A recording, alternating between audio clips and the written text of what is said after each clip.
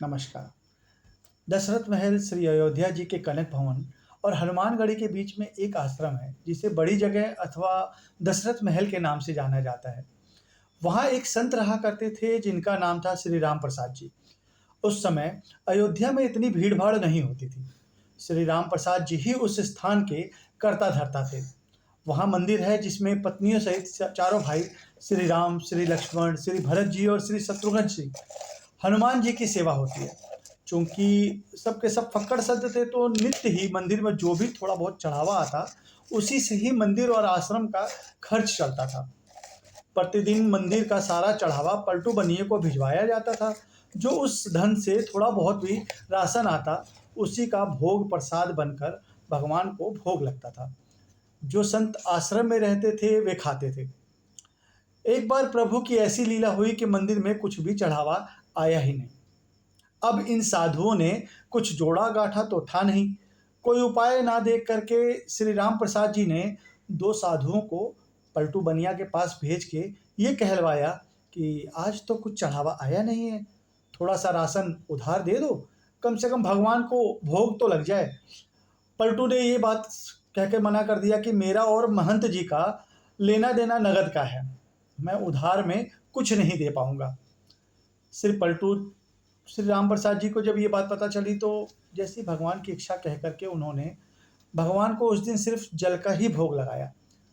सारे साधु भी जल पी करके रह गए। प्रभु ने ऐसी परीक्षा ली कि रात्रि में ही जल का ही भोग लगा।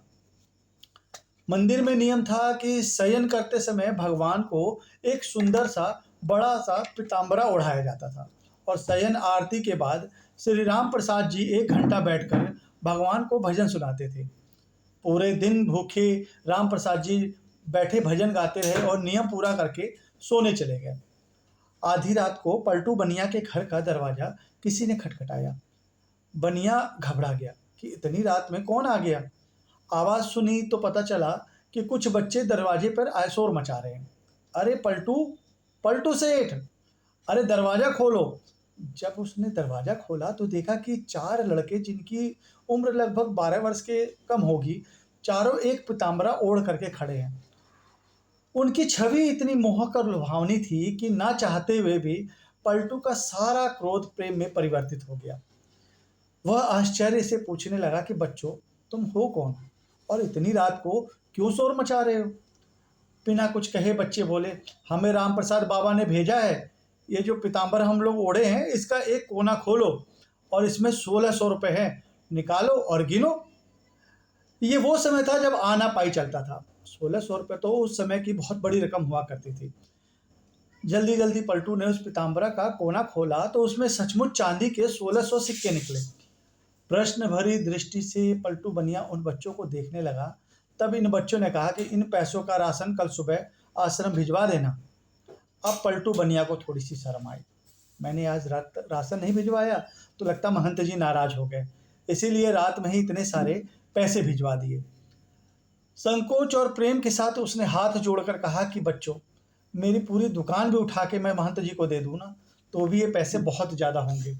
बच्चों ने कहा कि ठीक है, आप एक साथ मत दीजिए, थोड़ा थोड़ा करके अब से रोज़ सुबह सुबह आश्रम में राशन भिजवा दिया कीजिए। आज के बाद कभी भी राशन के लिए मना मत कीजिएगा। पलटू बनिया तो शर्म के साथ बोला कि जैसी महंत जी की आज्ञा। इतना कह करके वो दोनों बच्चे, सारे बच्चे जो हैं वहाँ से चले जाते हैं। लेकिन जाते जाते पलटू बनिया का मन भी हर के ले गए। इधर सुबह सुबह जो आरती होती है, मंगला आरती, जब पुजारी जी ने मंदिर के पट खोले तो देखा कि भगवान का पीताम्बर गायब है। उन्होंने ये बात राम प्रसाद जी को बताई। सबको लगा कि कोई रात में पीताम्बर चुरा के ले गया। जब थोड़ा दिन चढ़ा तो गाड़ी में ढेर सारा सामान लदवा के कृतज्ञता के साथ हाथ जोड़े पलटू बनिया आया और राम प्रसाद जी के चरणों में गिरकर क्षमा मांगने लगा। राम प्रसाद जी पूछे कि क्या हुआ, अरे किस बात की माफ़ी मांग रहे हो। पर पलटू बनिया उठे ही ना। कहे कि महाराज, रात में पैसे भिजवाने की क्या आवश्यकता थी। मैं कान पकड़ता हूँ, आज के बाद कभी भी राशन के लिए मना नहीं करूँगा। और ये रहा आपका पीताम्बर, वो बच्चे मेरे यहाँ बड़े ही छोड़ के गए थे, बड़े प्यारे बच्चे थे। इतनी रात में बेचारे पैसे लेकर भी आ गए। आप बुरा ना माने तो मैं एक बार उन बालकों को फिर से देखना चाहता हूँ। राम प्रसाद जी ने वो पीताम्बर देखा तो पता चला कि ये तो हमारे मंदिर का ही है। अब वो पूछे कि ये तुम्हारे पास कैसे आया? तब बनिया ने रात वाली पूरी घटना सुनाई। अब राम प्रसाद जी भी भागे, मंदिर जाकर के भगवान के पैर पकड़ के रोने लगे। हे भक्त वत्सल, मेरे कारण आपको आधी रात में इतना कष्ट उठाना पड़ा, और कष्ट उठाया सो उठाया। मैंने जीवन भर आपकी सेवा की, मुझे तो दर्शन ना हुआ, और इस बनिए को आधी। जब पलटू को पूरी बात पता चली तो उसका हृदय भी धक्क से हो गया कि जिन्हें मैं बालक समझ रहा था वे तो त्रिभुवन के नाथ थे। अरे मैं तो चरण भी ना छू पाया। अब वे दोनों बैठ कर ही खूब रोए। इसके बाद कभी भी आश्रम में राशन की कमी नहीं हुई। आज तक वहाँ संत सेवा होती आ रही है, और इस घटना के बाद ही पलटू बनिया को वैराग्य की प्राप्ति हो गई, और यही पलटू बनिया बाद में श्री पलटू दास जी के नाम से विख्यात हुए। श्री राम प्रसाद जी की जो व्याकुलता उस दिन हर क्षण के साथ बढ़ती जाए, और रात में सोने के समय जब भी वे भजन गाने बैठे तो मूर्छित होकर गिर गए। संसार के लिए तो वे मूर्छित थे, किंतु मूर्छावस्था में ही उन्होंने पत्नियों सहित चारों भाइयों का दर्शन हुआ, और उसी दर्शन में श्री जानकी जी ने उनके आंसू पोंछे और अपनी उंगली से उनके माथे पर बिंदी लगाई, और जिसे फिर सदैव उन्होंने अपने मस्तक पर धारण करके रखा। उसी के बाद से इनके आश्रम में बिंदी वाले तिलक का प्रचलन हुआ। जय श्री राम।